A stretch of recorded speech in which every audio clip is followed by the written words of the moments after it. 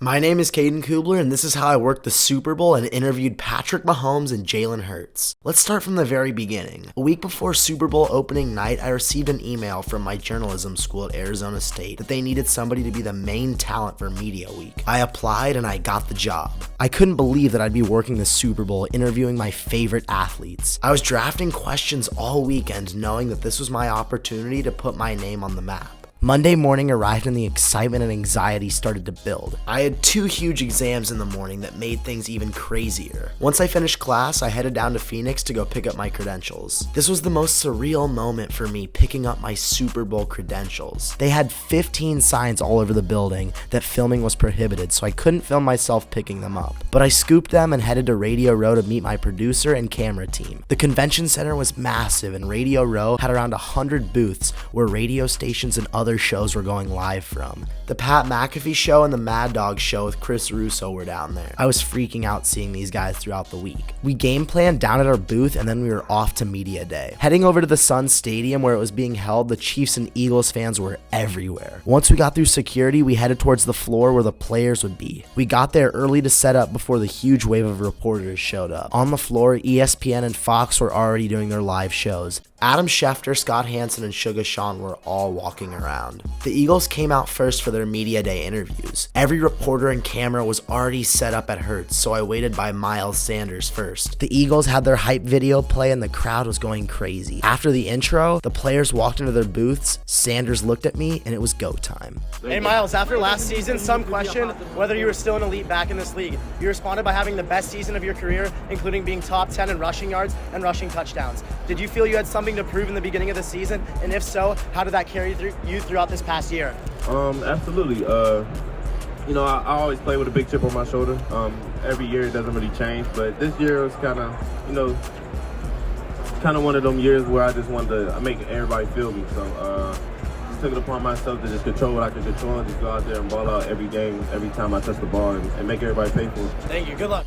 Miles Sanders gave a great response and I was so freaking happy. My first interview in the books, but I only had 40 minutes left to get as many interviews as possible. I maneuvered my way through the floor and headed towards the next target, AJ Brown.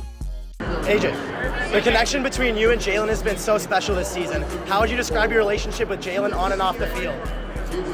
That's my best friend, as I stated a long time ago.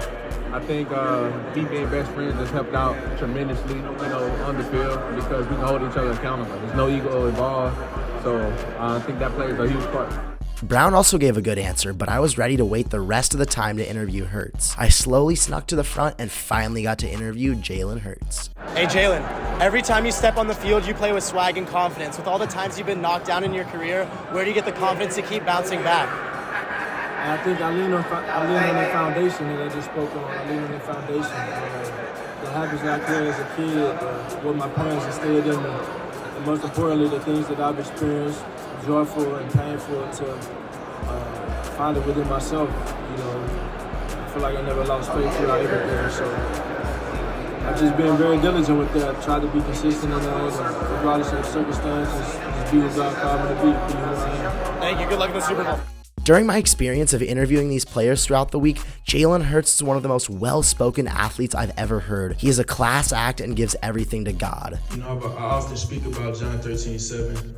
Jesus replied, "You may not know now, but later you understand." Much respect. The Eagles' window had closed and it was time for the Chiefs. Patrick Mahomes' booth, as expected, was just as crazy as Hurts. And after seeing the crowd at his booth, I had little expectation that I was coming away with an interview. Had to give a quick shout out to my boy behind the camera, John, for all these dope shots. The first Chiefs player I wanted to interview was Juju because I loved my question for him. Juju, throughout your career, you've received criticism for doing TikTok and being too much of a nice guy. Being the role model you are, what's your advice for kids to do the things that they love and ignore the negativity? Yeah, man, so obviously, whatever you do in life, no matter who you are, you're always going to have negativity. But at the end of the day, you got to stay true to yourself. Be authentic, be yourself, don't change for anyone.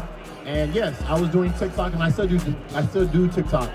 Just more so to show my personality to fans.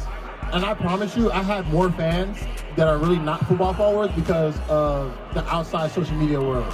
And that could be TikTok, it could be gaming, it could be, honestly, anime, anything. Hey, congrats on the Super Bowl. Thank you. Juju is such a stud who is overhated, and he gave a great answer. At this point, I was feeling so confident talking to these guys, and we started to knock these interviews out so fast. Every time you get the ball, you're running over defenders and hitting the hole at 110%. You're one of the hardest runners in the league. As a 7th-round pick, did you have something you wanted to prove this season? Absolutely. As a 7th-round pick, I always had something to prove. You know, for the doubters, you know, you always could do something you always want to accomplish. If you dream big, you can go get it, go grab it. And that's something I always had in mind of being on this stage, on this level. I still get the jitters because it feels unreal, but it's real and it's here, and so I have to embrace it. You know, at times like this where, you know, you got to build on your relationship with your brothers in a moment, because you're not going to get the same team next year. It's going to be different guys, so you got to embrace it. The Chiefs fans were going absolutely nuts when their guys were out there. The players that weren't in the booths were on the floor with the rest of us, and you could hear the fans shouting their name whenever they walked by. I had about 30 minutes left to try and interview as many Chiefs as I could. Michael Irvin had just finished interviewing Kelsey, and watch him hype me up as I asked my question. With the departure of Tyreek, you're seeing more double teams, and yet you lead every tight end stat. With different ways the defenses try to stop you, you manage to always get open. How do you do that? I mean, there's a lot that goes into that, and a lot of, you know, fortune to be able to be out there on the field and be available every single week. And I appreciate all the coaches and all the players that, you know, put that trust in me to be able to be there for this team. And I'm not the only one out there moving around. There's a lot that goes into it, like I said, and I just try and take advantage of every opportunity I get, whether it's blocking for a guy or catching the ball. Appreciate it. Good luck. Trav also gave such a great answer, and what he does to get open every week is so insane to watch. 20 feet to my right was Patrick Mahomes. I didn't think there would be any shot at the beginning of media day that I could sneak through all the reporters and interview him, but I got lucky and slipped to the front, and here's how it went. Hey Patrick, congrats on the amazing season. You're playing in your 3rd Super Bowl and chasing your 2nd ring. Are you feeling a different type of excitement and anxiety this time around? And if so, what are you feeling? Yeah, I think the older you get, these Super Bowls are even harder to get to, and you appreciate them even more. And so I definitely have a new appreciation for being in this game, and it's gonna be special. We got Chiefs Kingdom behind us, baby. Let's go. My adrenaline was pumping, and I was on cloud 9. I interviewed Patrick Mahomes. They also synced his mic to the speakers for my question, so the whole stadium heard our interaction. The Chiefs still had 10 minutes out there, and I had the funniest question for Andy Reid. Coach, if you guys win the Super Bowl, could we see you treat yourself to another cheeseburger? It'll be a different meal this time. I don't know, you might want to ask McCole Hardman. I'll have to ask him. He's my chef. I asked McCole afterwards what he was going to make him, and he said he's not quite sure yet. What a crazy night. I got to interview everyone that I wanted, and the week wasn't even close to being finished. Tuesday rolled around and I was up at 5:30. Threw on another fire fit and was out the door headed to Radio Row. This is where the huge athletes started to trickle in and hop on people's shows. Jamar Chase, CD, McCaffrey, Debo, and Joe Montana were all just casually walking around. But today was the day I hosted the hour-long show for KCAA, NBC of Southern California. It was such a great experience talking sports and giving my predictions for the big game. I then whipped up some questions for the Eagles press conference at the team hotel tomorrow. Wednesday was when things ramped back up. I was eating breakfast around 9, not expecting to start working until 2 for the Eagles press conference, when all of a sudden I get a call from my producer that he wants me to interview Hall of Fame finalist Patrick Willis in an hour. I ran out of the dining hall, got suited and booted, caught an Uber, and headed down to Radio Row. The crew set up the camera and lighting, and it was go time.